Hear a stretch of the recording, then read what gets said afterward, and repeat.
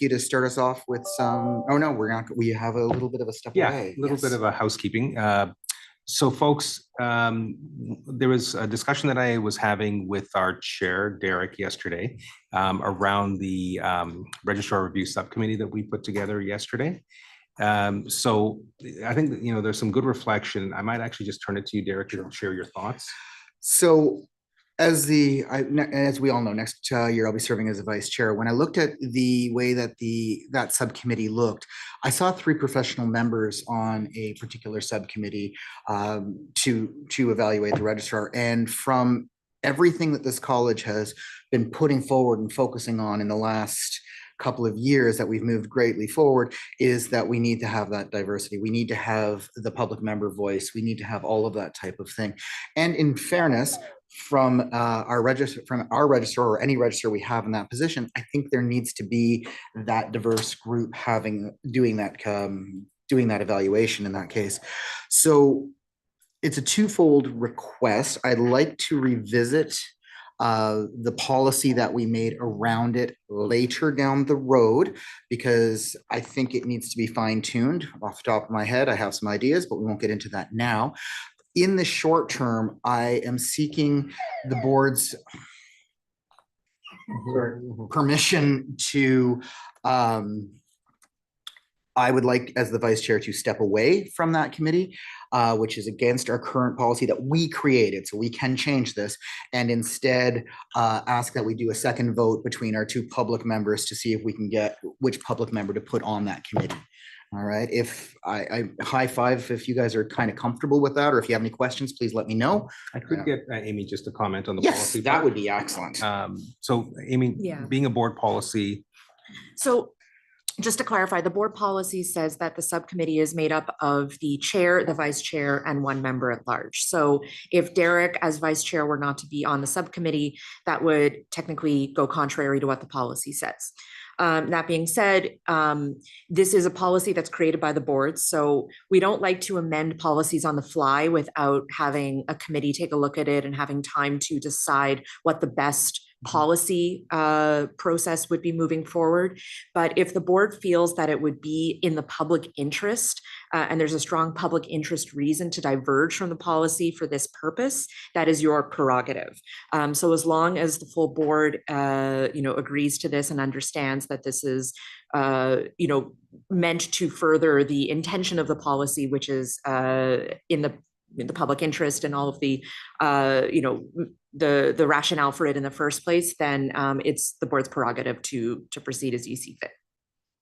And as Derek said, we can revisit the policy at the governance committee level during the year by codifying any permanent changes, but you do have the authority to make that exception today. So I open the floor to questions. I'm going to start with Carlo, who's got quite the look on his face. So can you restate the why?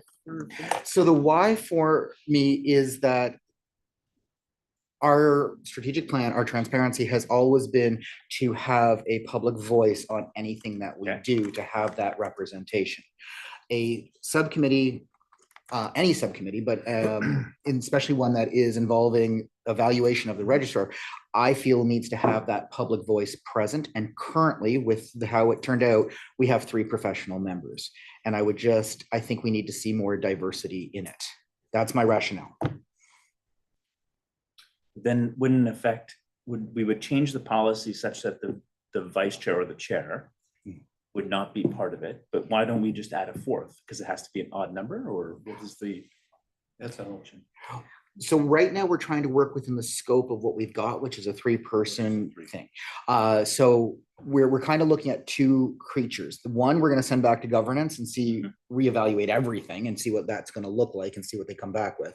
But in the short term, working within the scope of what we've got without getting into infinite detail on it, swapping the vice chair out and bringing in a public member is the way that makes the most sense. Was there a reason why the vice chair, the role itself, was selected as one of these members?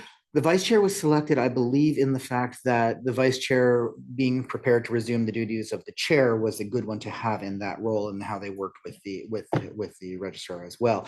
Now, we're in this wonderful position where the newest person is our other professional member, in this case, Paul, and this is a great educational opportunity for him. Both of our public members have previous experience doing exactly this role, so we're swapping out knowledge for knowledge. Any other comment, question? No?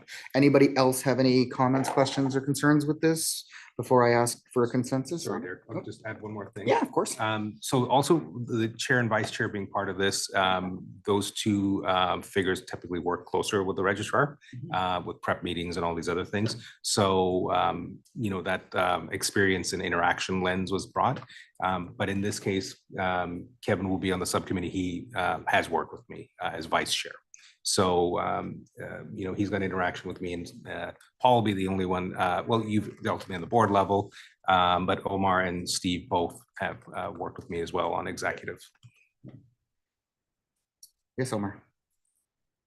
It's always a good thing to have a public recs on every committee, this one in particular, to reflect the interests of the public. Agreed. So Okay. All right. So what do we need? We need, obviously, we're gonna need a motion on this one. Yeah, I would ask that the board motion. So what you've put on the table, Derek, is that you are essentially stepping off of the registrar's review subcommittee. And the board would motion to essentially say that you're going to go contrary to the policy and elect someone to the subcommittee who is not the vice chair. Okay. From amongst the other two executive members. Can I have somebody make that motion for me, please? Tanya, Kevin Olson, my seconder, all in favor? Sorry. Oh, I just want to clarify one thing. So we're not saying that the vice chair that role itself is coming off. We're saying that Derek, in that role, Yeah. has turned it down. And as a result, we're now electing a public member. Exactly. So we're not changing the policy right now because we would like to have a review of that. When the policy's reviewed, what will be asked is, how do we ensure that there's public representation on this subcommittee going forward? There are different models that can take, so we don't need to decide that today. Governance committee will have a look at that and we'll come back with a more, a long-term solution. So this is just in the short term. so it's been firsted, seconded, all in favor. So that does mean we are going to be doing a second election process. Do we need to go through the nomination process, or is it still standing from yesterday because we did have to nominate it and Do a clean it. Let's start fresh Okay. because this is, Perfect. yeah. Can I have somebody open the floor to nominations for that, Kevin? Nominates people. Can I have a seconder? Tanya, thank you. And any other nominations? Kevin? Nominate Omar. Good. Can I have a seconder? Paul, thank you. All right, Stephen, do you accept the nomination? I thought about this morning and possible scenario. And well, I would certainly love to sit on the subcommittee, like I've done and enjoyed in the past. I truly value Omar's opinions on subject matter, so I'm going to decline. I fully support him. Thank you, Stephen. And Omar, so no pressure at all. Do you accept the nomination? Besides, I've got a 16, so I'm okay. Perfect. We are back in time, so we are good to go. All right. Okay, so with Stephen declining the nomination, Omar will be our representative, the public representative on that particular committee. We don't need to do a vote. Sorry, Carolyn, for making you do ballots. And thank you so very much. And thank you, board, for that. And thank you, Stephen. And Karen is joining us. Did we actually have a nominator and a seconder? Yeah. Yes, we Okay, did. sorry, I was. The making notes, just nominator was Kevin. The seconder was Mark. Tanya. Was it? Paul for that one. Paul for the second, yeah. Perfect. Right. So now that brings us back to regularly scheduled business. Great. Excellent. Morning, everyone. Morning. So we are on the reserves policy monitoring report now. Wonderful. All right. So Fazal, I'm going to ask you to start us off with that. Thank you. Okay, so this is that time of every quarterly meeting where I present a few monitoring reports. And these monitoring reports typically have two motions at the end to accept them. One is that you feel I've interpreted the policy set out by the board correctly. And the second is to confirm that I've met those requirements. So the first one up is the reserves monitoring policy. So there's a few requirements. And so especially for those who are new at the table, typically the policy requirement, the various points are set out in the left-hand column. And then on the right-hand column, I will usually give my interpretation and evidence of fulfilling.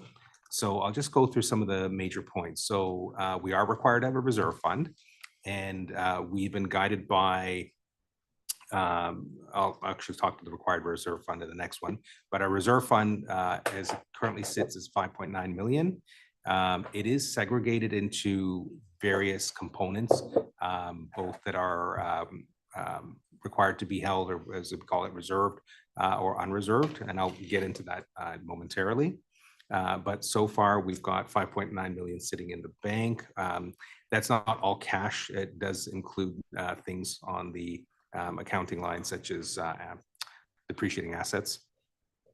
The required reserve, we, based on the guidance of our auditor, are asked to, and it's in line with other organizations, carry a 12-month operating reserve.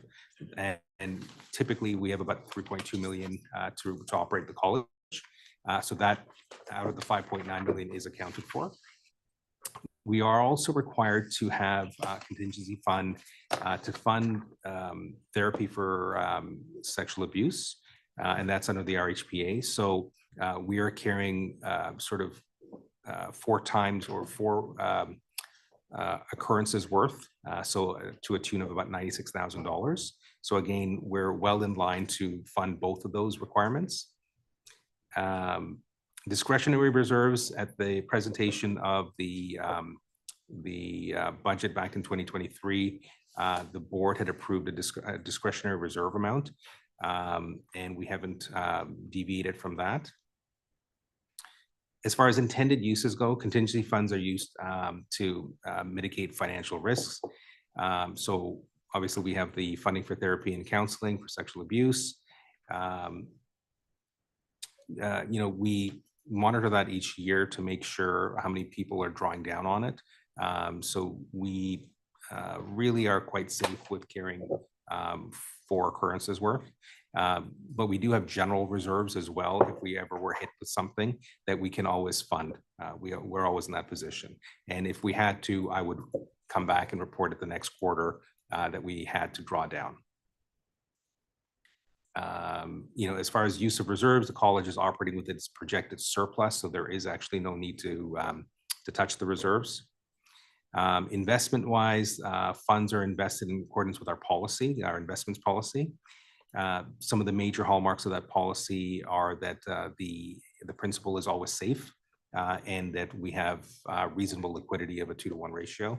I may be talking about that in another document, but that's how we sort of look at investing our money, that it's accessible, it's safe, it's invested with insured organizations.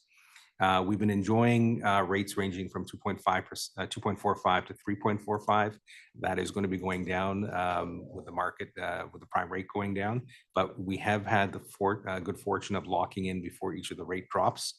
And the investments are all sort of laddered so that we have access to them, and they're maturing at different times of the year. As far as reporting, reserve funds have not reached levels of 10% or below. So we are safely operating within, as I said, our scheduled budget. So we have not had to access any of our reserve funds. So I've laid out the public interest considerations there. This is a big one. If we're to fulfill our mandate, we have to have not only our operating budget, but reserves. So if something comes up, we can do it. We'll typically speak about how those reserves are broken down further during the audit time in May or June. The audit goes on first quarter of the year, and we report out in the June meeting. We have various reserves funds for contingencies, basically for things like a move. Like we put a bit of money into that every year, so we're not hit with anything. We predict things are coming. We have money for unexpected legal. So again, if complaints come at a greater rate than we expected and budgeted for, we're never going to turn a complaint down. We're always going to investigate it. So the college is in a very healthy position to meet all its requirements, public interest requirements. So that is the report on this. Turn it back to you, Karen. Wonderful. So are there any questions or any feedback for Fazal around this report? Okay, so I think you can probably go to your two motions. So this is this next set is those fun ones where we get to do two motions for each item. So I need somebody to make the first motion that the board approve that the registrar's interpretation of the policy was reasonable. Carlo first, Paul my second, all in favor? Fantastic. And now for the second motion, somebody to make that the board agrees that the registrar CEO complied with the policy. Stephen will first, Mark will be my second, all in favor, and that's through. Thank you. Okay, wonderful. So Fazal, you can move to the investment policy monitoring report. Right. So I did get ahead of myself a little and speak to this a little bit in the last report, but I will kind of highlight a few things. Investment fund management is sort of a joint effort. On our team internally, the registrar, deputy registrar, and finance officer, in conjunction with an investment advisor from BMO Nesbitt Burns, consults as these investments, typically quarterly, as these investments are coming to maturity. We look at things such as money coming in. For instance, at this time of the year, we have money coming in for renewals. So we try not to touch investments if they're sitting and garnering good interest. So we are constantly looking at cash requirements throughout the year. As I was mentioning to Paul earlier, we almost have sort of a three-stage situation. We have investments in GICs. If we're sensing we need some money to operate the college, we move it into a high-interest savings. And then from there, it goes through checking kind of thing. So we're always trying to keep whatever cash we have, even though it's not a huge amount of interest. We try to keep it earning money for us as we need it. But at the same time, we never risk not having money to pay vendors or any expenses.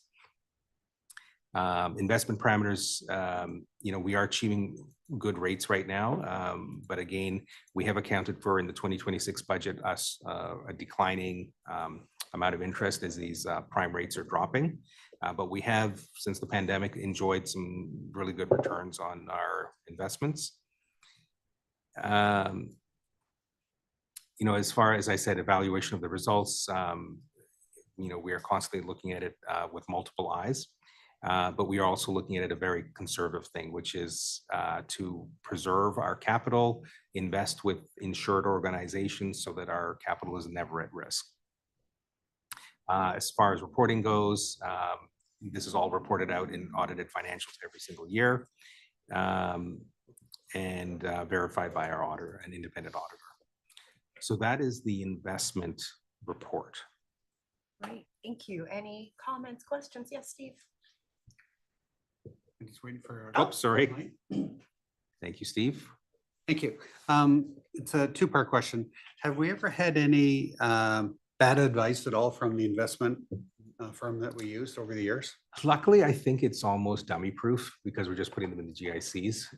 So they're like, we've never had to bet on a stock or anything where it didn't perform because there is the possibility we would lose our principal. So we've never kind of gone into the active market that way.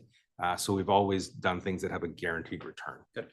And just over the years and the reports I've seen coming back from this particular agency that you've used over the years, and this is just perhaps advice. Yes. Could we continue to use them because they seem to have provided us with very good returns over the years? Yeah, the BMO advisor has been pretty solid. Amy works also quite closely and have had good results. Yeah, our process, with them is very, regimented at this point. And one thing that we've appreciated is they're very proactive.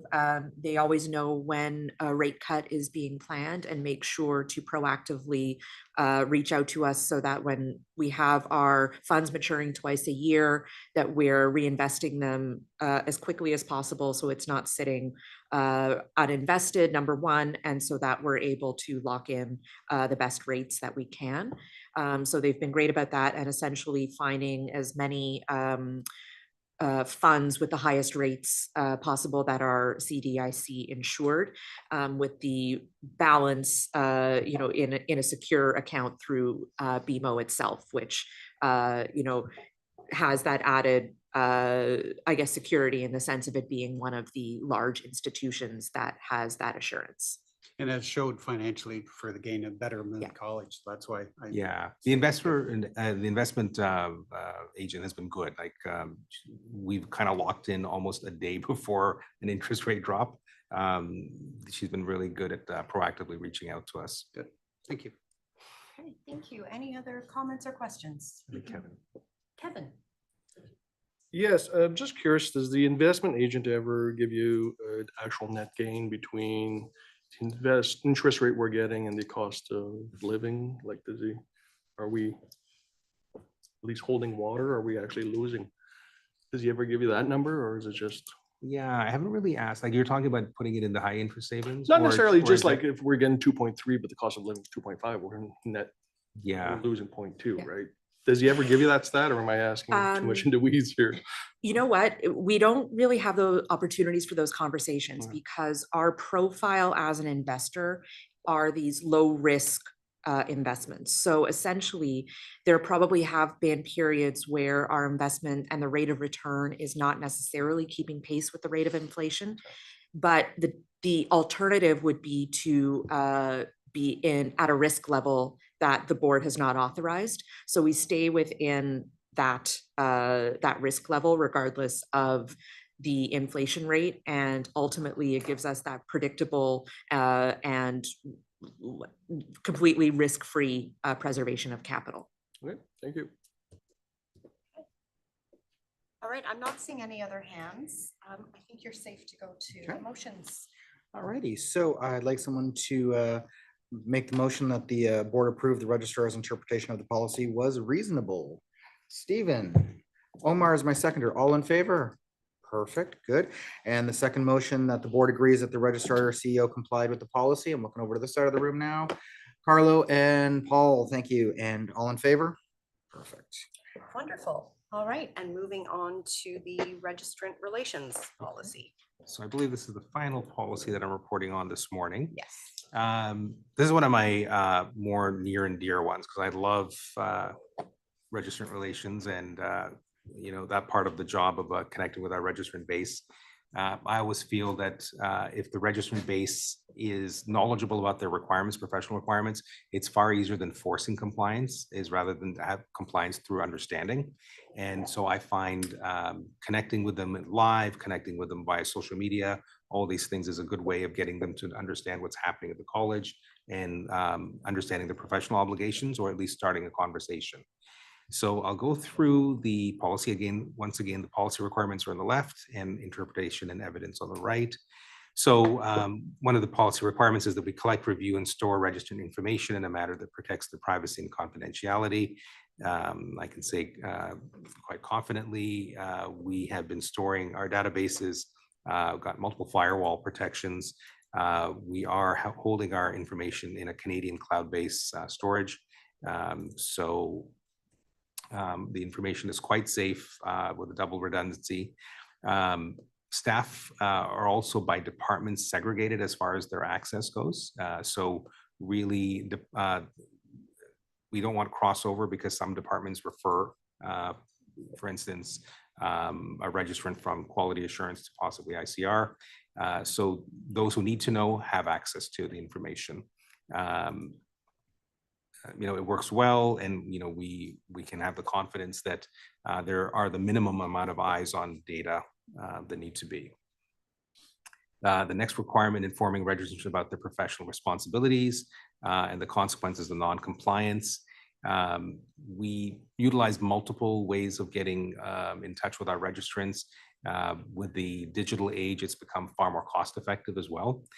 And we also understand that different people use different platforms. Not everybody's on the same platform. So we have an overlap of layers. We use eBlast, blogs, FAQs on our website, continuing education presentations that are both live and webinar based. We have done practice advice sessions on very specific topics such as patient privacy, storage of content, access to personal health information, mandatory reporting obligations, all of these things. Billing practices, we do get complaints a lot about that, so we try to focus on it. We typically will look at complaints topics that are coming in and tailor our learnings to that. Or we'll also look at things that are coming up, like regulatory changes, like the registration reg or the professional misconduct, and shift our focus to those things. As part of the 3-year strategic plan, this was one of our big strategies that started 3 years ago. So when we sort of kicked it off, eBlast. Now, eBlast, one thing is we try not to cut everybody with 1,000 paper cuts. If you over inundate people, they stop reading. So we're very selective, but if something is very important, we send an eBlast and everyone receives it. So eBlasts have been ramping up. You'll see we started off at about 31 in a year in 2023. We're up to about 58 in 2025. It's been a busy year, 24-25, with 2 new regs changes, plus the spousal exception, and all the business of possible revocation. So we've been very active getting a hold of people. Social media posts, when we first started this journey, we're around 59 posts on each of the platforms. We're up to about almost 176 per platform. And social media, it's actually favorable to be more active than not. So we're constantly putting things up there. Blog posts are very tailored posts on specific things that we see as hotspots. So we try to put those out depending on what's a bit of a pressure point in that year. Webinars, we're constantly doing webinars. Actually, there's probably more than 3 that we've done, because we've done lunch and learns as well as webinars with people who are interested in running for an appointed position, people who are interested in running for election, plus student webinars. Live presentations, we've done quite a few, so 7 in 2025. So we're definitely trying to get out to where registrants are. When we go to live presentations, we do take a staff contingent of people from registration and quality assurance, because those are typically the high interaction points. Most people are worried about their status or their QA portfolio. So we have team members at our booth, and I posted one of those pictures yesterday. We get a really good uptake at the booths of interaction, and it's nice to put a face to the name. Enacting policies is the next requirement, and procedures that comply with statutory requirements. And we try to make sure that we are procedurally fair. So all internal policies and processes are implemented with this view of fairness and compliance. Registrants are always provided a notice of their statutory rights. So even when it comes down to a discipline situation or things like that, they are made aware, for instance, in complaints, that they can appeal a decision to HPARB. So we are very, very transparent with what their rights are. Taking reasonable steps to ensure that policies and procedures are communicated to registrants in a manner that is clear and timely. Again, we're typically using channels where hopefully our registrants are. We do surveys time to time to find out what platforms they're on, so we can reach them. We use lunch and learn, seem to be quite good. Most of our registrants are in a retail environment, so we schedule things at the noon hour at times. And I've had some webinars where we've had 400 people on the webinar over the lunch period. So we really get good interaction there. And we usually have multiple of our team members on these webinars, so that if there's questions and stuff happening in the chat box or the Q&A box, multiple team members are answering those things as we go. So they're actually quite fun events. The next thing is informing registrants of significant changes and policies and things. Again, I mentioned the presentations, but we also, that's one of the times where we use an e-blast as well, because it gets to everybody. It is a requirement that registrants maintain their email with us. As far as complying with human rights codes and access for Ontarians with disabilities, we have policies in place to address accommodations, both in operations and services. When we built this location, it was built in compliance with all of the requirements by Ontario legislation. When we're looking at our programs as well, we look at requests for accommodation, both when it comes to complaints, quality assurance, all of those things. So if we have registrants with accommodation needs, we do offer them. Taking reasonable steps to respond to registrants' requests and concerns in a timely manner. For several years now, we've created a service standards commitment internally. Each department may differ slightly, and it's communicated typically in the email responses and in their voicemails. Typically, we try to respond within 28 to 48 hours. Registration time becomes very busy, especially the last few weeks of the year. People are panicking about their quality assurance portfolios or registration. So we've been building a lot of videos for self-help, and there's links in team members' email responses to resources while they're waiting for a call back or an email back. And we typically, if it's extremely busy, we'll bring in extra staff sometimes to deal with busy periods. But we try to make sure that there's an understanding of when you can expect a call back. Ultimately, when people are in a panic, they call every department looking to get somebody live. Typically, when it's busy, other departments will kind of flag that I've sent an email out. There may be people calling, and sometimes even brief their fellow staff member about here's some probably questions they may be asking, so multiple people can resolve those. So all in all, we try to be accessible to all our registrants. And that is that report. Great, thank you. Any comments or questions? Just a question on AODA, the Access for Ontarians. The physical premises is AODA compliant. Yes. Are the communications that go out AODA compliant as well? So one of the things that was flagged, I think a year ago was, for instance, the visibility of our website as far as contrast and things like that. So we actually revamped the website, for instance, with that eye in mind or that lens in mind. So we are constantly looking at all our communications and things like that to bring them into compliance. Yeah, and I believe the email, so, we use various programs in order to coordinate e-blasts and communications, and it has some protocols within it to make sure that the emails are readable by assistive devices and things like that. Yeah, I think they're all tagged and everything. Yes. Great, thank you. Any other comments or questions? No, okay, thank you. Thank you so much. All right, you can move to your Perfect. motions. Alrighty, so the last of the two-parters, can I have somebody make the motion that the board approve that the registrar's interpretation of the policy was reasonable? Paul, and seconded by Tanya, all in favor? Fantastic. And can I get the motion that, somebody make the motion that the board agrees that the registrar CEO complied with the policy? Mark and seconder Kevin, all in favor? Perfect. Greg, I'll make sure I get you on the next batch, okay? Okay. All right, thank you so much. So we're now going to hear from the clinical practice group on the standards of practice, some proposed changes. So Perneet Dillon, chair of the group, and Stephanie Kelly, vice chair, will present to you now. Over to you. You can walk up to the podium and we'll turn the mic on for you.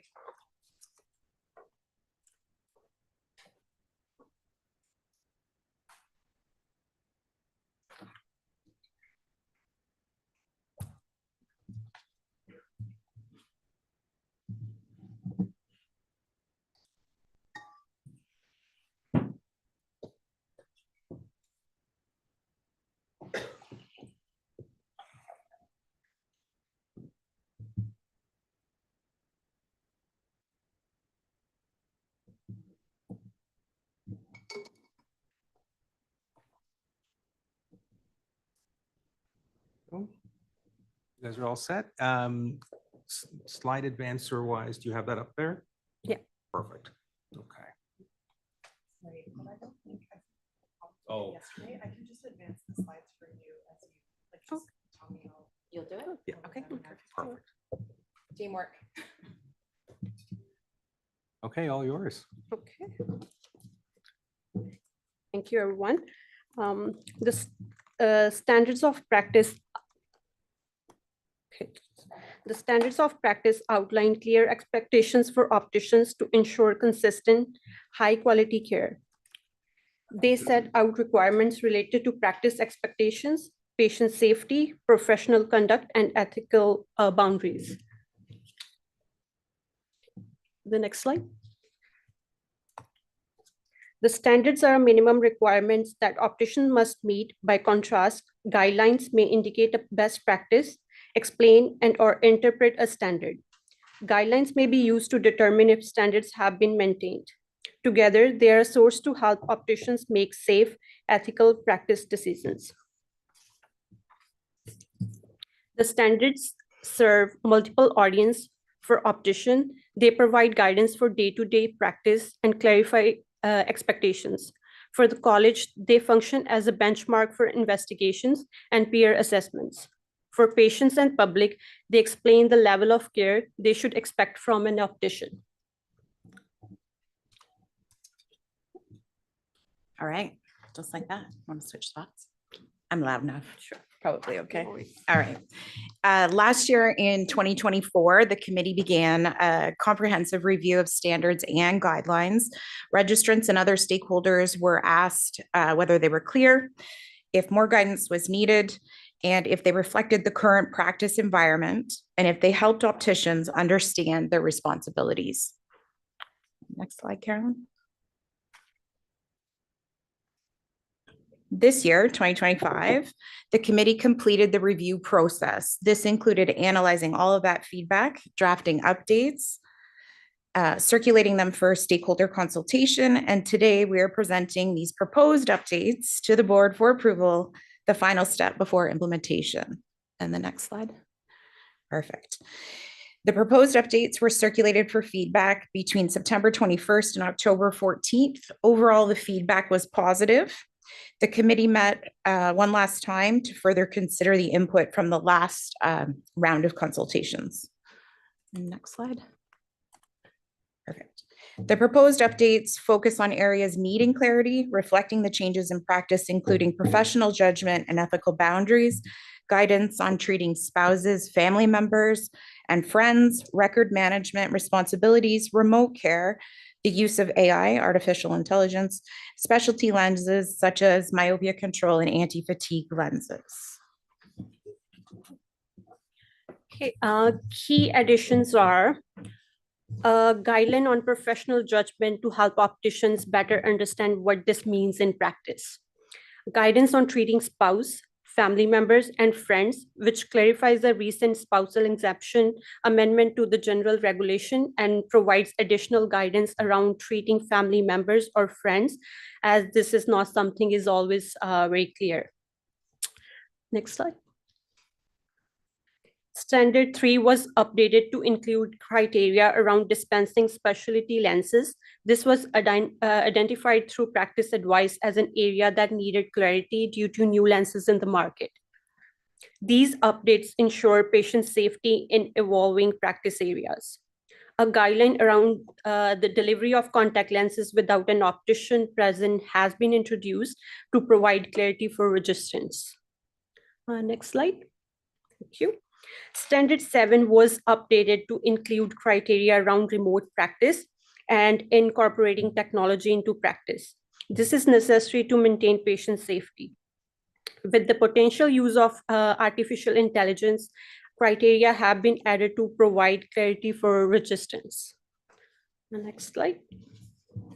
So the rollout plan, as Fazal mentioned, the use of social media. So to ensure that opticians are aware of these updates, we will use multi-channel approach, and we have been and will continue to, including email blasts, lunch and learns, webinars, social media campaigns, CE events, trade shows, and website updates. The next slide, please. Social media campaigns will be similar to the one that the college did with general regulation when that was amended to spousal exemption. And I think we get to turn it back to Karen for Wonderful. discussion and questions. Okay, so any feedback, concerns, questions, comments? Steve and then Mark. Yeah. Has there been, the standards of practice, are they uniform across Canada or just Ontario? Should I answer the Fazal? So each province is setting their standards and there's variances. Our license being unified, eyeglasses and contact lenses, some provinces have separate licenses. That said, a lot of, oh, my mic, sorry, I'll turn myself on. A lot of provinces actually turn to Ontario to use as a blueprint. So I have had a lot of registrars reach out to me saying, can I borrow your standards? And we're always happy to have people rob and duplicate. It creates uniformity and consistency. So we do a lot of benchmarking here. And my other question is, have you had any members come to in person or online or something into you saying, well, back where I come from in Nova Scotia or PEI, we do it this way and it's much better than in Ontario? I'm looking to Peggy, our amazing no, staff, and she's shaking her head no. Yeah, we didn't get any feedback that asked this question. Okay, thanks. Thank you. And Mark? Yeah, I just had a question. What percent of your registrants responded? Well, that's a really good question.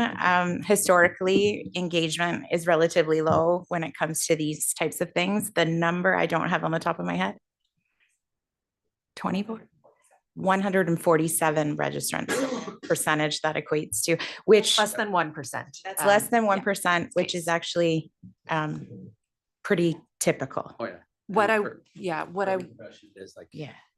what I would say though is, this was the second round of consultations. The first round of consultations, which was about a year earlier, was a bit more extensive because that's when we were really sort of digging for general feedback from registrants on where they needed more guidance. I don't have the exact response rate to that consultation in front of me. I can grab it. It was higher. And we actually incentivized it in that case with an accredited survey that we sent it out with. So we actually got, I think, several hundred registrants responding at that point. So in this case, this was a final check to check in and see whether we had essentially hit the nail on the head, gotten or responded to or addressed the concerns that people raised in the first consult. I'm just curious too about AI. It's a buzz in every profession. Was that of interest? Absolutely, in ways of continued care, remote care. It can't replace professional judgment, though. Okay. Any other comments or questions? All right, I think you're safe to go to a motion of approval. All right. So could I have somebody make the motion to approve the standards of practice as presented, please? Carlo, and my seconder, Greg, you want to do it? Greg will do it for me this time. Perfect. And all in favor? All right, Greg, I'd like to get everybody on the board somewhere. So, and thank you, ladies, for the work for your committee. Thank you. I can just make one comment. Uh-oh. I don't know. Positive. I just wanted to commend the Clinical Practice Committee. I, had the opportunity to sit in on a lot of the meetings, and our chair and vice chair did an amazing job. It's been a big project that spanned probably over from 2024 into 2025. And there was a lot of feedback that was really meticulously looked at. Some registrants say, what's the point of giving feedback if it's not taken into account? Every line of feedback was looked at, and the team did a great job bringing their subject matter expertise to the table. Okay, great, thank you. I think since we're running ahead of time, Okay. I consulted with my partner in crime here, and he's happy to move forward and do the strategic plan presentation now before we move on to the break. Because otherwise you guys have to listen to me talk for a very long time. Yeah. All right. So what we're going to do is we're going to present the changes to the strategic plan. and touch and sorry, we're going to present the strategic plan. And then remember, this is the one that we've been working on for a while. The board began working on the plan at a 2-day strategic planning session back in April. At that session, we reviewed an extensive environmental scan, very extensive environmental scan that incorporated data gathered from all of the college's key system partners, including registrants, patients, employers, educators, associations, and the Ministry of Health. Since the spring, the board has been working with the admin team to finalize the plan. In September, the board reviewed a final draft and gave the go-ahead to bring the plan forward to the formal approval at this meeting. And so the plan is coming before you today is the version that has been vetted by the board and is now coming to you for formal approval.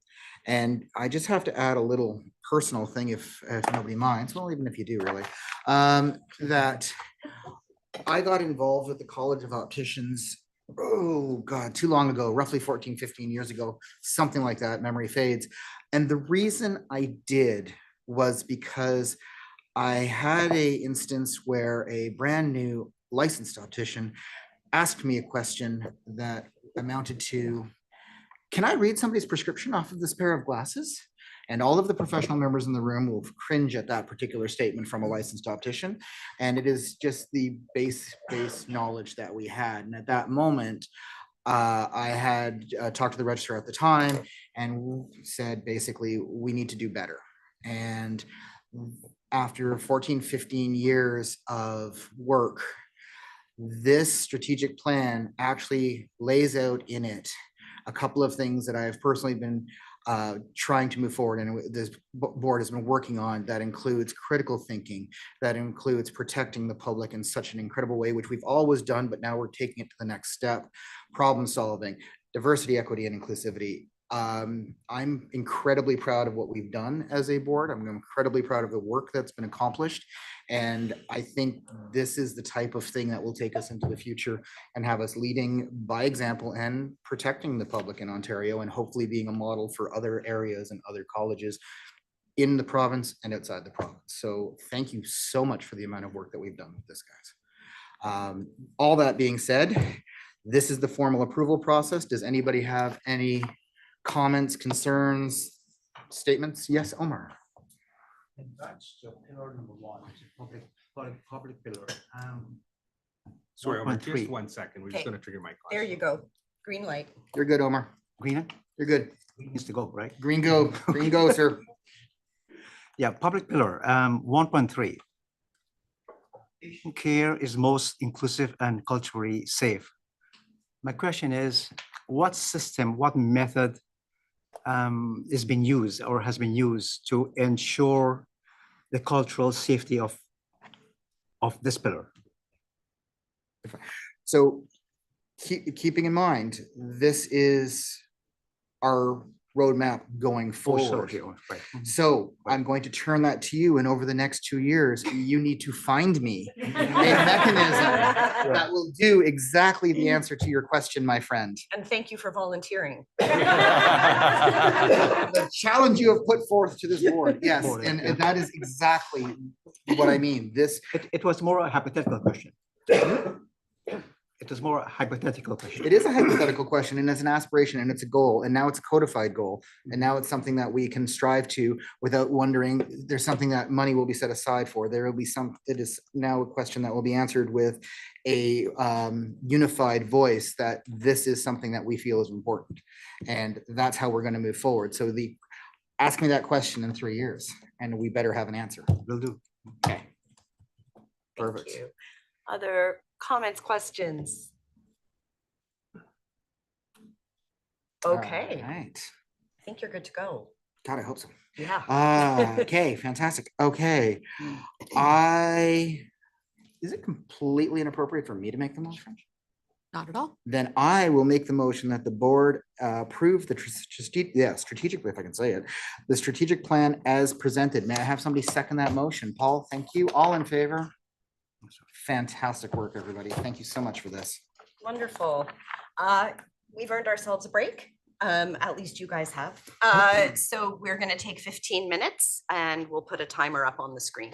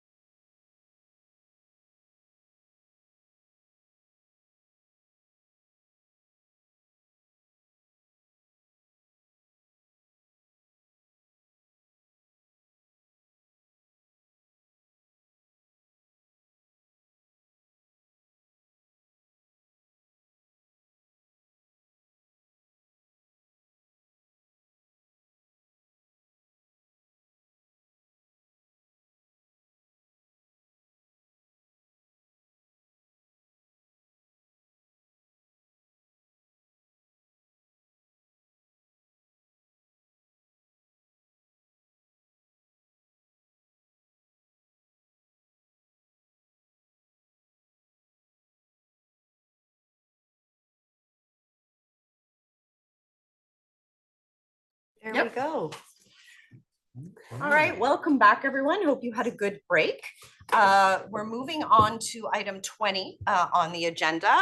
So I will turn it over to Derek Summers, Chair of Registration in this role on the Registration Appeal Panel Policy. Perfect. All right, so changing hats.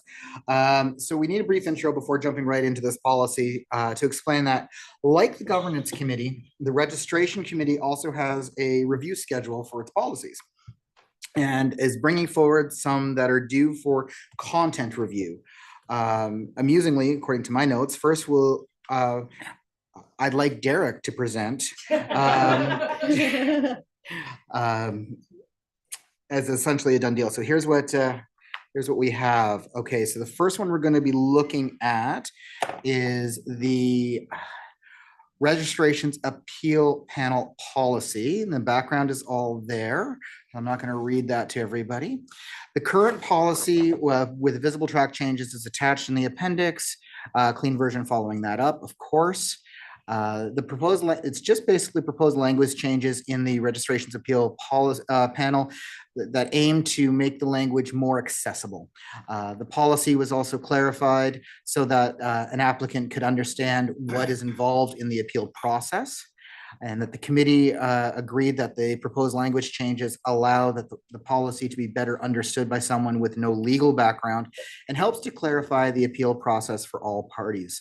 The committee is recommending that the board approve the proposed changes. As far as public interest considerations go, the committee considered that the proposed updates to the language in this policy should help a member of the public or an applicant or registrant easily understand the appeal process for registration decisions. Diversity, equity, inclusion considerations. The committee considered that the adjustment in language and clarity of these proposed changes will make it more accessible to applicants without a legal background. It lays out what applicants can expect and what is expected of them should they file an appeal. This appeal process also allows applicants to use a more cost-effective and timely process in having their provisional registration decision be reviewed. As far as risk management considerations, the committee recognizes that a second set of eyes is often beneficial if an applicant disputes the provisional decision.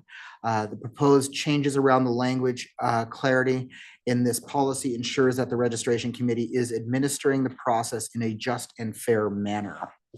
All right. Okay, so I'm going to ask 3 questions.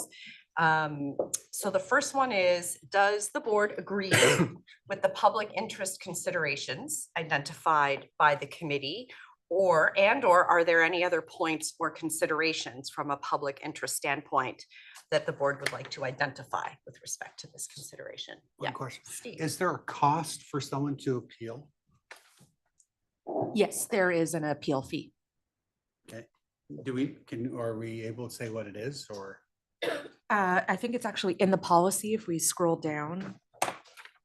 And is that, And if the person wins the appeal, is that refundable? No, it's not, because what that is it's an administrative fee. It's not meant to be a penalty in any way. It's just to account to recoup some of the cost of the administrative process. Okay, thank you. 150. Yep, thanks. Thank you. Okay, any other questions with respect to public interest? Yes, Tanya, hold on. Get you green there. Why is it so difficult to identify the correct microphone? Okay, there you go. I think that the committee did a great job with this, and that I agree with their points, and that it's going to make things easier for registrants and more clear. So nothing extra. Okay, thank you.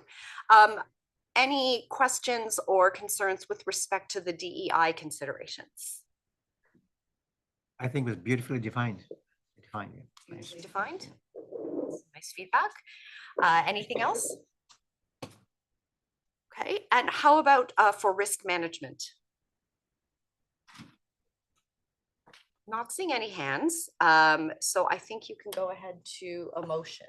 Okay, bring the other hat on. So I would like somebody to make the motion that the board approve the proposed changes to the registration appeals panel policy. Stephen will be first, Omar seconder, all in favor? And that passes. Thank you so much. Okay. So once you've made your note, you can move on to the photography requirements policy. Woohoo, I'm ready for my close-up. Okay, so next policy in front of you is the photograph submission requirements policy, our favorite one as professional members. We just love sending our little selfies in. Okay, so and again, the current policy is visible with the track changes and there's a clean copy on there. So during this policy review, the proposed language change to the photograph submission requirements policy is for clarity and to provide consistency across all college materials and communication. The proposed changes also now includes information as to what is required of a photograph if submitted digitally. We're catching up, yay. And then the committee was satisfied that the proposed changes to the policy would serve to preclude photographs manipulated by AI. And the committee recommends that the board approve the proposed changes. Public interest considerations. The committee considered that the proposed changes allows the public to accurately confirm who they are being treated by. Diversity, equity, and inclusion considerations. The committee considered that the proposed changes to the policy allow registrants options and ways of submitting their photos while still meeting what the college needs for the photo requirement. The inclusion of accepting a digital image files removes financial barriers for applicants and registrants. The photo can be done on the individual's own time without spending money at the post office or at a photography studio, as long as it meets the requirements in the proposed policy changes. Risk management considerations. The committee considered that if registrants do not have an ID badge that accurately reflects their appearance, it is possible that the person might not be who they are. Yeah, which opens up the questions of competence, of course. And we're putting it up to have you guys approve the proposed changes. Yeah, so any comments, questions with respect to the public interest? Not seeing any. DEI? Risk management.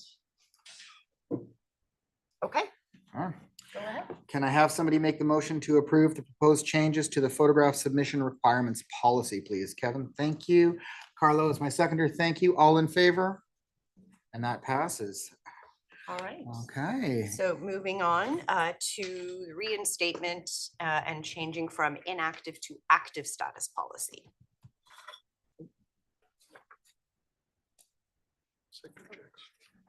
Yeah. So in your list, it is actually sector checks that's coming up next. Okay. Yeah, I'm looking at our agenda and I'm looking at what I got in my hands, and we've got two different conversations going. So we're going to follow the agenda as it's laid out. So it's the same thing, just in different order. Okay. So we're going to look at the vulnerable sector check and applicants with charges or findings policy. Okay. You've had a chance to read the background, and again, same idea. Policy is there marked up with track changes and a clean copy included. So simplified language has been proposed to make the policy easier for applicants and registrants to understand. The information around providing false or misleading information was updated to reflect the change under the new regulation. Under the new regulation, if an applicant provides false or misleading information on their application, the applicant is subject to revocation by the registrar. Once registered, failure by a registrant to report new information on an ongoing basis may result in a referral to the Inquiries, Complaints, and Reports Committee, ICRC. The section around vulnerable sector checks was updated to reflect that police services are primarily providing completed VS checks as a PDF file via email. Completed VS checks in a PDF format can be verified two ways, depending on the police force, either by scanning the QR code to confirm it, or if it is legitimate, or clicking on the digital signature to verify. The registration committee was informed that VS checks are an additional screening tool for registered opticians and applicants. If an applicant does not disclose prior charges, a VS check will catch matters that were not disclosed. The registration committee reaffirmed that the rationale for requiring VS checks at registration was in the public interest. On review, the committee felt that the proposed changes made the policy easier to understand while maintaining the core requirements for applicants to undergo a VS check and to provide additional information in the event of charges or findings.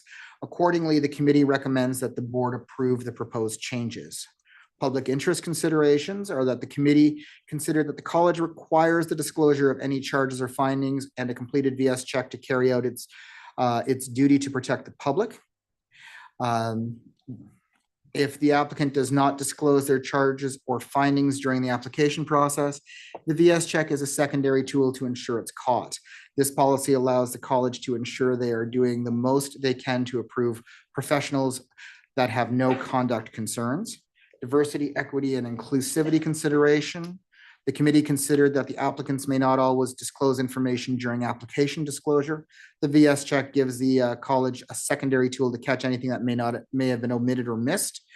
It should be noted that having any existing charges or findings does not mean that applicants will automatically be denied registration. Context and details around the charge or finding will assist the registration committee in making a decision that will protect the public.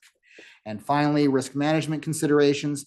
The committee considered that the proposed changes to this policy ensure that the college receives all information possible available to make an informed decision as to whether or not an individual will be able to provide safe and ethical care to the public. So we're putting that forward and requesting that you approve those. Great. Any comments or questions with respect to any of the considerations? Yes, Steve. On the vulnerable sector check, do we have a time frame on there? Because I know depending on which police service you're dealing with across Canada now, it can be quick or it can take up to a year to get the Exactly. vulnerable sector check back. And I'll give you primes because every time I go to get mine done, there's a person in Nova Scotia that has my same birthday, my same name, alias, but he's a very, very bad predator. And every time I have to go in to get photographed and fingerprinted to prove that I'm not that guy, right down to the point they check my scars on my body. So, and that takes time. Do we have in the policy to allow that process to go through? So we're very definitely aware of the fact that different jurisdictions and different processes run a little bit differently. And I'm going to hand it over to Amy to kind of talk about the time framing. Yeah, so the general standard is that it's registrant's responsibility to get that taken care of on what time frame they need in order to become registered. Sorry, applicants, not registrants. That being said, the policy, the existing policy, and this is being maintained in the proposed amendments, has a provision around if someone is unable to get a vulnerable sector check for any reason, they can come to the college and explain the situation, and the registrar can then approve an alternate method for them to, whether it's an attestation or a one level down criminal record check. This accounts for a variety of circumstances, including some jurisdictions are not issuing vulnerable sector checks to applicants to regulatory colleges, in particular in the Ottawa region. So there's that built-in flexibility. It also applies to applicants coming from outside of Canada who don't have the ability to get a record check in Canada.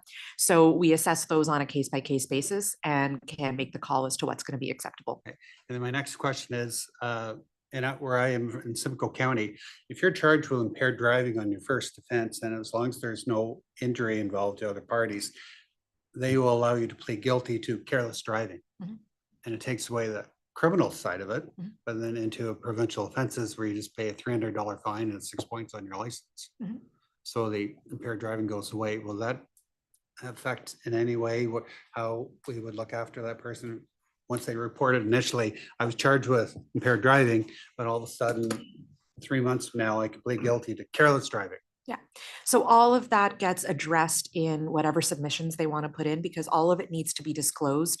Any charges that are laid and any findings of guilt, which finding of guilt is distinguished from a conviction. Not all findings of guilt result in a conviction, and they need to report all of that. That all needs to be disclosed. The rest is what happens next in terms of how the committee is going to assess whether there needs to be an impact on their application. Okay, thank you. Okay, thank you.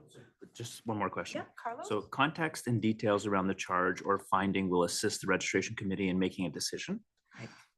is that'll remain subjective and on a per case basis? That's a per case basis. Okay. Yeah. And then what policy or framework will we use to ensure, because we're not the law either, right? So what are we ascertaining at that point if someone was accused of something Mhm. or falsely accused, we don't know. And then we're gonna ascertain whether they're fit to practice based on what? If the law has already deemed that maybe they're innocent.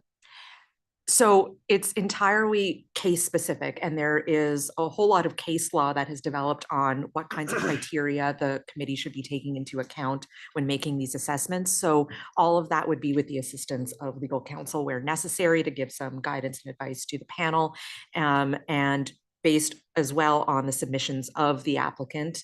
So all of that gets looked at in context, and then there's also an appeal process available to the applicant. Okay, great. Great. Okay, Great questions, guys. Thank you so very much for that. all right. I think we can go to your, unless good. there are other comments or questions on Seeing anything. none. Okay.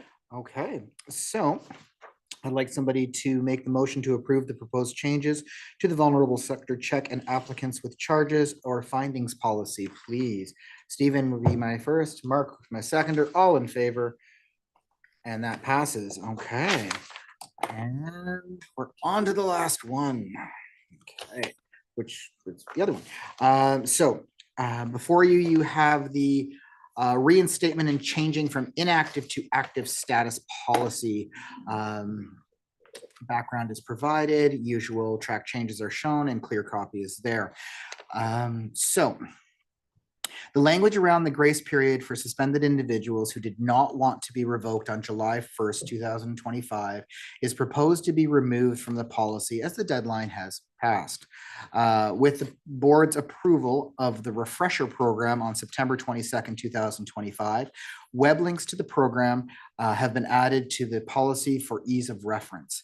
The registration committee recommends that the board approve the proposed changes. Public interest consideration. The committee considered that an optician's skills may deteriorate if they have been out of practice for an extended period of time.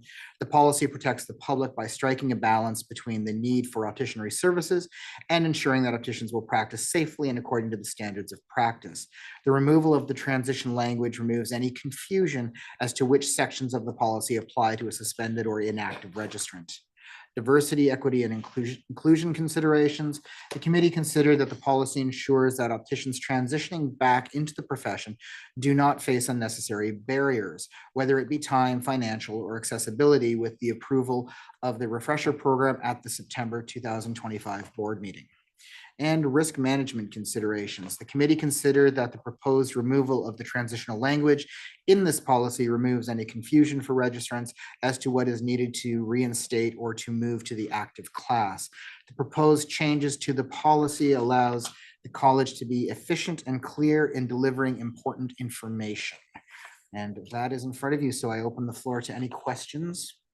Tanya, who is not mic'd yet. Tanya can go. Just a quick general question. Are all of these policies on a regular review schedule as well? Yes, they are.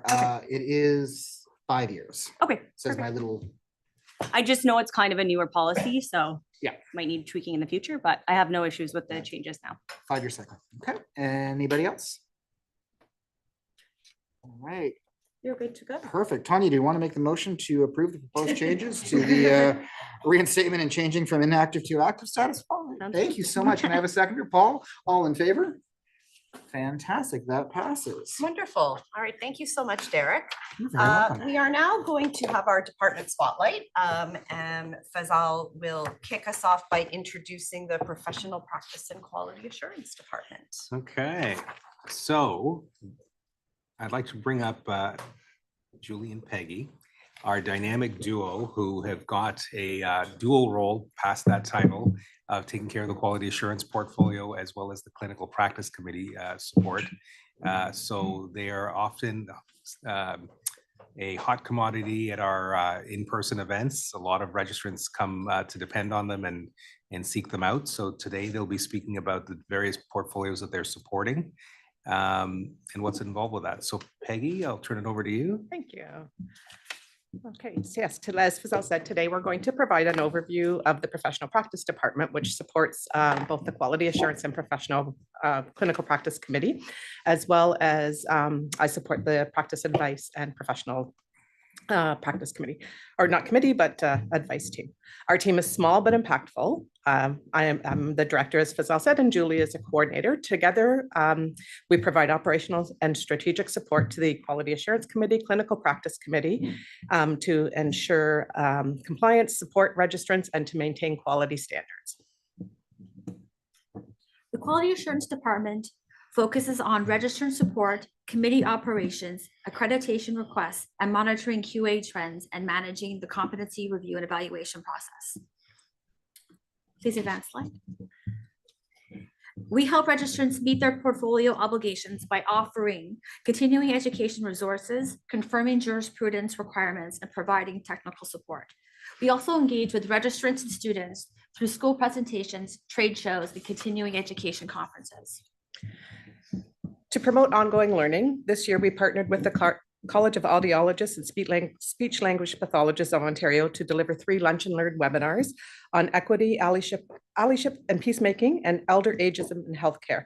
This supports the college's ongoing commitment to supporting registrants in building their knowledge in order to deliver opticianry services in a way that demonstrates respect, cultural competence, and empathy.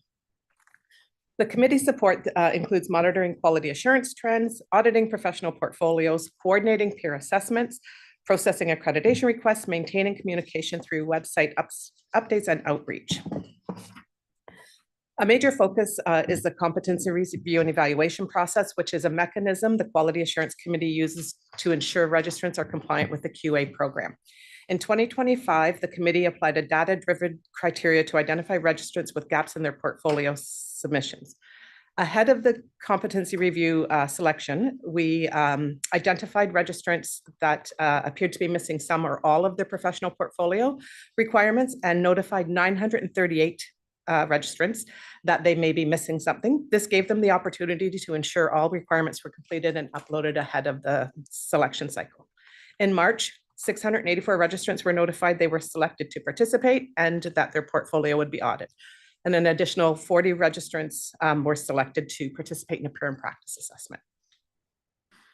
We processed 6 portfolio deferral and 2 portfolio extension requests. Of the 670 portfolios that were audited, 209 were initially incomplete, 68 of which required further review by the Quality Assurance Committee. When I audit a portfolio, I ensure that all components are complete, including verifying that the materials uploaded match what has been entered into the portal, as well as confirming that the jurisprudence is up to date and that the registrant has completed their competency self-assessment.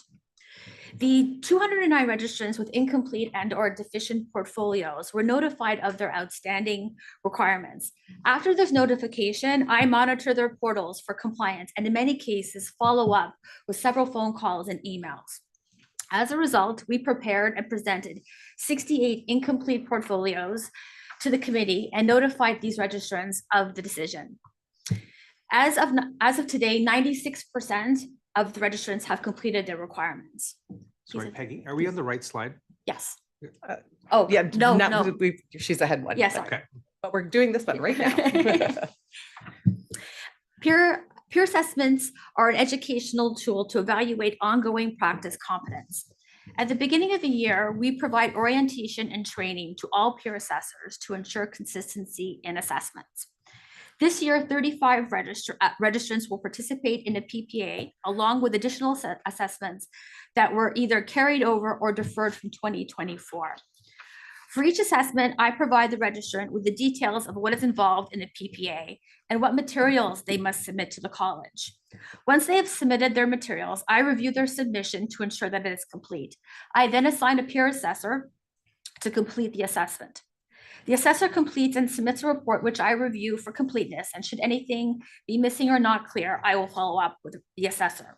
I prepare and present the reports to the Quality Assurance Committee, and Peggy and I will send the reports and the decisions of the committee to each registrant. To date, the committee has reviewed 22 reports. Please advance slide. And the Quality Assurance Committee oversees the accreditation of continuing education activities, ensuring the registrants have access to high-quality continuing education activities. There are 2 panels that are comprised of 3 opticians each, along with a public member that review these activities. We provide training to all members, panel members every January, and to date, we have processed 167 accreditation requests. Processing a request involves ensuring that the accreditation form and all materials are submitted and assigning a request to the panel for review. This can sometimes be challenging as we often receive 6 to 10 submissions a week with differing timelines for review. And once the review is complete, I notify the provider of the panel's decision. Please advance slide. The internal policy manual summarizes legislative requirements and sets parameters for the Quality Assurance Administration. In 2025, the committee reviewed and updated 5 policies, including jurisprudence and peer assessor qualifications. In addition, the accreditation policy was reviewed and updated. Next. Moving on to clinical practice, this committee monitors trends, reviews standards of practice, and develops guidelines to support safe, effective care. The standards set out the expectations for how opticians will conduct themselves in practice and provide the college with a benchmark against which it can measure opticians' conduct while investigating complaints and/or peer assessments. The committee also collaborates closely with professional practice initiatives. To ensure our standards remain current and relevant, the committee began a fulsome review of the standards in 2024, which involved created surveys, collecting responses, analyzing the data received, and identifying changes in the practice environment and emerging technologies. The draft updates were presented and approved in principle by the board today. The Practice Advice Program provides guidance to opticians, business owners, and patients. It's a key resource for addressing practical questions and promoting best practices. We offer individualized practice advice about the standards and guidelines, privacy and confidentiality, scope of practice, and the expectations of the profession and relevant legislation as requested. Thank you. We are happy to take any questions about our work. Thank you. All right. Yes. Oh. Let's just turn them all I on. think just some really great feedback for Peggy and Julie. It's an absolute pleasure to get to work on a committee with them. They go above and beyond for our registrants. These ladies work so hard when they will take the time to set up a Zoom call with a registrant and walk them through how to upload a certificate or spend multiple calls with them. It's sometimes, I know the interactions sometimes take hours on end. I'm not kidding. And they are so supportive and so well respected by our registrants and so helpful. And it is, I'm gonna cry because I feel like they're so helpful. It's a joy to get to work with them. Thank you, Shani. Yes, Omar. I would like to endorse what Donna just said there. They were for a prep meeting, they will call us, and the amount of details, information, both of them would share with us. It's amazing. It is if really we are in actual meeting. So with such preparation, with such magnitude of preparation, when we come into the meeting per se, we already there, we already there. We know what the issues are, what the solutions is going to be. Wonderful job. Thank you. Yes, go ahead.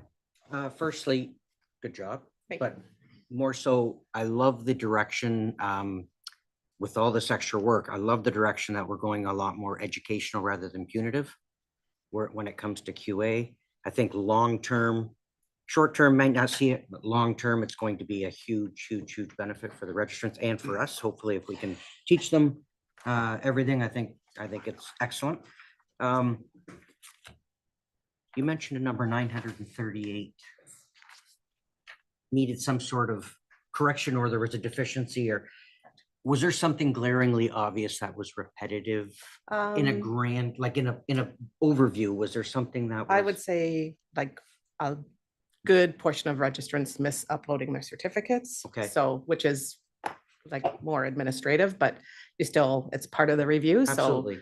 If they're notified and can correct that in advance, then it resolves an incomplete portfolio before it becomes Perfect. incomplete Okay. after. Okay, so some of it is just simple clerical. Yeah, absolutely. Okay, the 167 requests, which is a ton, I don't know how you guys get through them. The 67 requests, it's been a while since I've done QA, obviously. Who determines, assigns a number category, or do they come in with that hope and desire and whatever else have you? They come in with the hope and desire, Yeah. but the panels that review the activities make the determination of what it's accredited Perfect. for. Okay. Other comments or questions? Yes. Just a quick comment about your presence at the continuing education events. I got to see you work at Get a Distance this past summer. It was awesome. So continue on. Good job, guys. Thank you.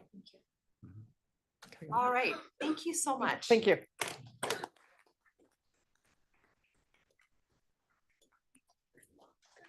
All right, so we're now going to turn it over to Fazal Khan, our registrar and CEO, to present the registrar's report. Okay.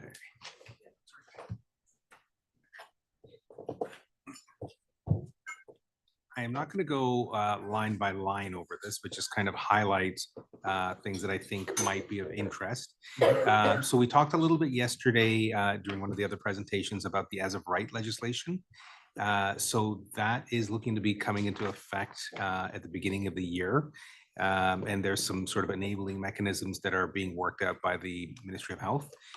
We have been in touch with them. The ministry has been working with each of the impacted colleges, meeting with them one-on-one to talk to them about the respective acts that are being tweaked to enable this. So we will keep you posted on that, but it's around the corner. We've spoken to you already about many of the collaborative efforts. Peggy spoke about the lunch and learns that were done with the College of Speech Language Pathologists and Audiologists, which have been well attended. I think to Omar's point, these are very public facing around cultural safety and humility and all of these things. So I think it's great that our respective registrants from both colleges are learning about these and applying them to their daily practice. So the good thing is the uptake is really good. So it's encouraging that our registrants are actually interested in these topics. So very encouraging that way. You'll see the external relations list of events that we've attended this fall. Always busy in the fall and the spring, but great interaction and FaceTime. All the way from student opticians to our regular registrants. And there's a lot of appreciation that we're coming out to some of the smaller areas like London and Sudbury and things like that. They're small groups and we actually tailor our presentations based on the size. So in Sudbury, Peggy and I went up and did a sort of a double header. Instead of an hour, we did 2 hours because we had a small group and we were able to do small roundtables with everybody. So we did an hour of update and then we did an hour of practice advice scenarios where we interacted with the group and it was really well received. So we're looking to continue that in the coming year. We've spoken about our new public appointments who are sitting at the table here, so welcome. I will just flag for the board also that we're trying something a little bit new. We're closing between December 29th and 31st. With us pushing our renewal deadline out to January 15th, we're certain that there won't be too much stress for registrants renewing. We are always monitoring things as far as technology and things like that nothing fails. So that's being monitored all the time. But with the start and stop, we just figured it'd be kind of a nice break. The registration team hasn't had a break in, I think, 30 years around this time because we're always on high alert for renewals. So when we push the renewal deadline out to the 15th, it's taken the pressure off the department and is in line with many other colleges that close for that extra 2.5 days. I did want to take a moment to acknowledge somebody. We had our NACOR meeting this fall, and while she's not online possibly or anything like that, I wanted to acknowledge Jody Dodds, the executive director of NACOR. She has been a driving force and she is retiring at the end of this year. She has been the face of NACOR and has positioned, I think, our profession in an enviable position amongst other health regulators and professions. We go to symposiums like CNAR and we meet with several hundred regulators, and they're all struggling with things like as of right, where you're now rapidly recognizing other licenses from other provinces. We've been in the enviable position that we've been setting up for 2 decades with the creation of shared entry to practice competencies. So an optician is learning the same things across the country. We have national accreditation of schools. So all of the schools that are feeding in, and now that there's no physical boundaries, post-pandemic, more people are using remote learning. So we have Ontario students learning in BC remotely and things like that. So it's nice that BC schools are teaching the same thing as Ontario schools. And we have one license examination. So an optician who is licensed in BC wrote the same exam that an Ontario optician did. And that really was all under the auspices of Jody's reign as executive director. So I would like to tip my hat to her as she passes on the reins. We have a good team at NACOR. Julie is taking over there and Jamie's still there.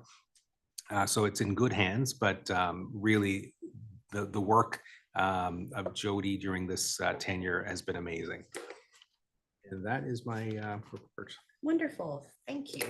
Do I have to do a motion to approve that, or are we just accepting that as FYI? So it should be part of The other package? the motion to accept all the reports. Perfect. So we'll just add the term Yep. registrar's report to that motion. Okay, wonderful. So Oh, we're we have a now, question. oh, yes, Sure. Steve. Would it be, or is it too late? On behalf of the college and the board of directors, could we send a letter to Jody That would be congratulating very her nice. Yeah. from the whole board? Yeah. Thanking her for everything she's done over the years for Absolutely. Ontario? That's a great idea, Steve. Yeah, if you guys could draft Draft it. something. Yeah, and we'll get your signature my on it. signature on it. Yeah. Wonderful, thank you. Fantastic. Any other questions? Did I see hands going up over here anywhere or anything? Okay, thank you. So we can move on now to the approval of this report along with the committee reports and communication reports. So I know everybody's had an opportunity to review all the reports, and I'm going to assume everybody's read all of the reports because we all like to come to class prepared. So that is all good. The reports are typically reviewed and approved as a consent agenda item.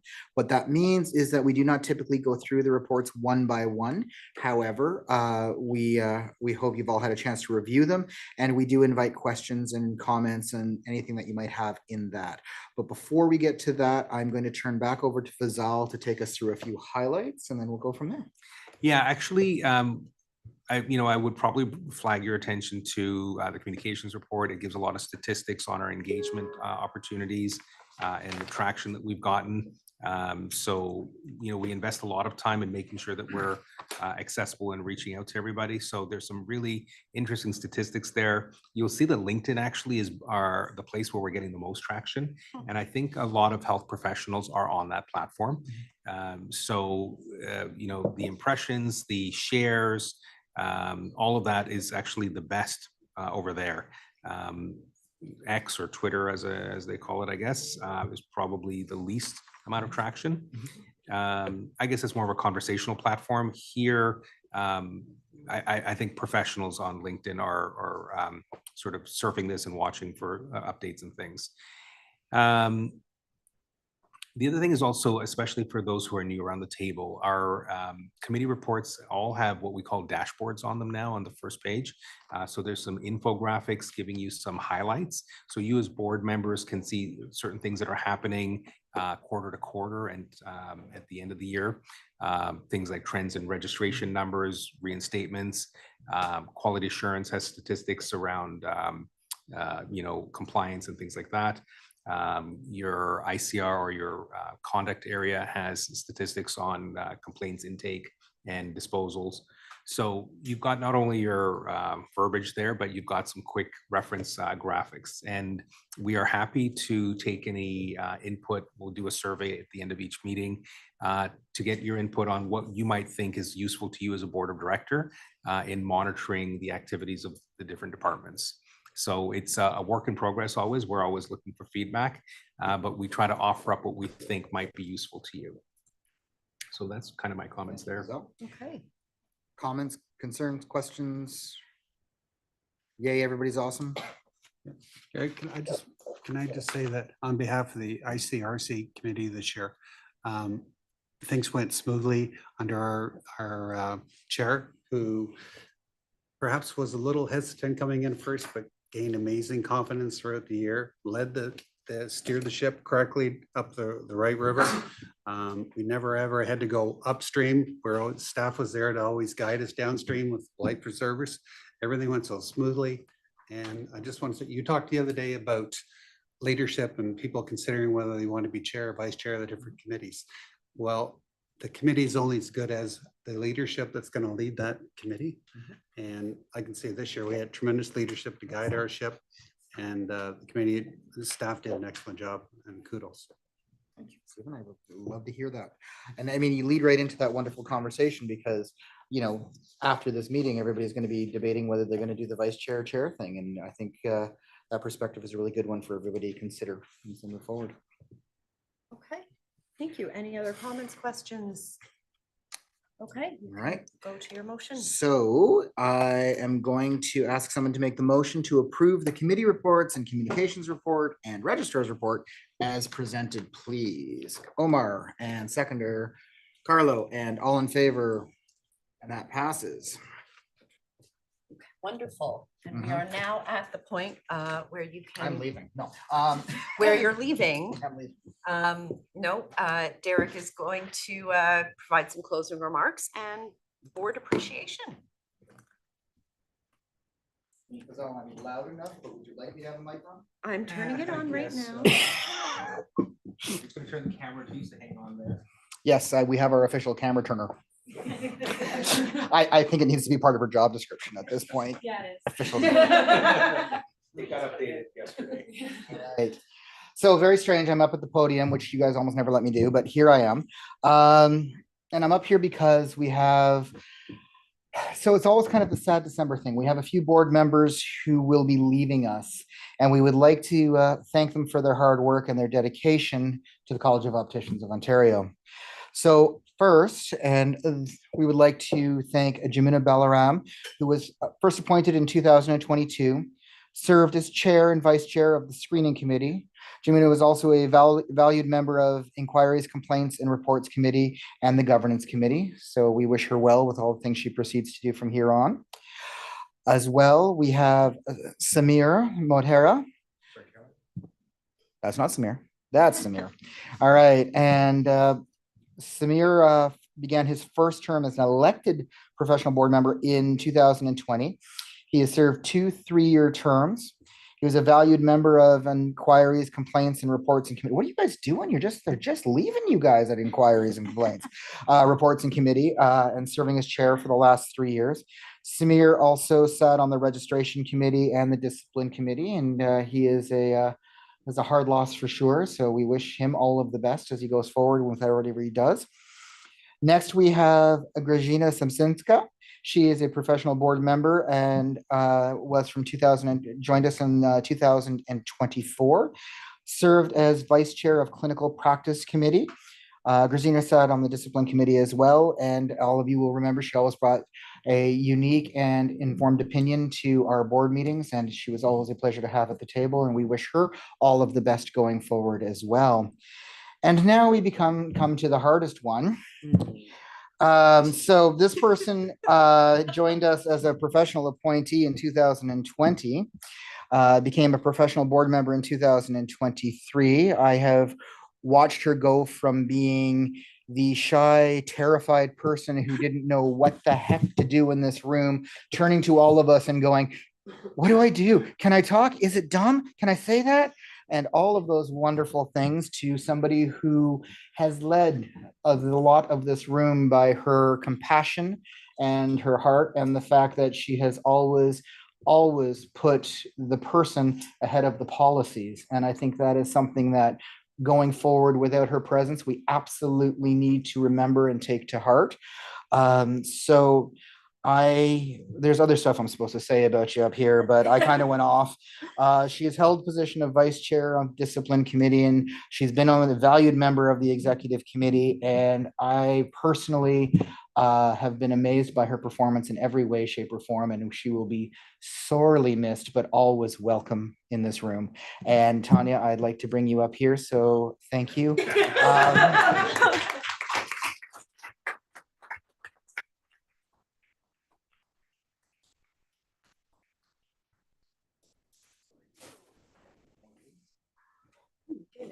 They come with things.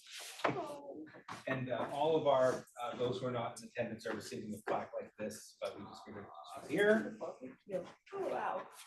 So I don't know if anybody can see it, but What do? We do a handshake? do a handshake, 'cause that's appropriate. This Okay. is for you. Oh, thank you. And would you like to say a few words, or Oh do my you really gosh. want me to let you get off the stage real quick? I will try. We'll try. Okay. I will try not to cry more. Oh. Thank you. Doesn't feel like enough. I feel so lucky to have had this opportunity. Oh my goodness, you think I won like a Oscar or something. I can't wait to go back to the box.